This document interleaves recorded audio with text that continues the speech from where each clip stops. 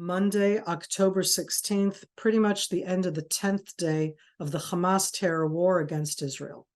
I want to focus today on what we can expect when Israel does a ground operation into the Gaza Strip. Hamas attacked last Saturday and used a variety of capabilities and weapons. Probably around 3,000 terrorists came in when they attacked dozens of different Israeli communities.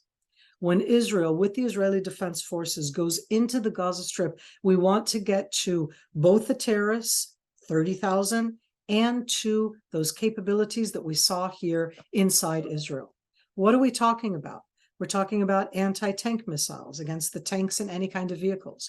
We're talking about rockets and mortars, which are fired consistently into Israel. We're talking about RPG launchers. We're talking about hand grenades. We're talking about suicide drones that they have used. And I give you all of these descriptions because they sent in a certain amount and they still have an enormous amount inside the Gaza Strip. When the Israeli troops go in, the second aspect, aside from the cache of weapons themselves, is the very clear-cut subterranean Hamas infrastructure.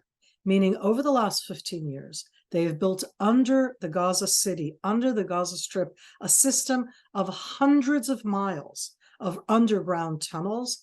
Think of it as the New York subway or the Washington, D.C. subway or the tube or the metro, only there are no trains in them.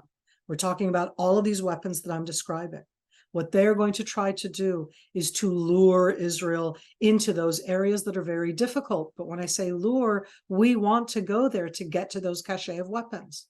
And all of this within a world that Israel announced today that they had informed 199 Israeli families that their dear ones are hostages.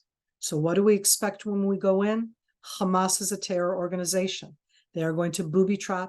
They are going to use explosives. They are going to use suicide drones. They are going to use the hostages. They are going to use psychological warfare. They are going to execute hostages and post that to make us stop.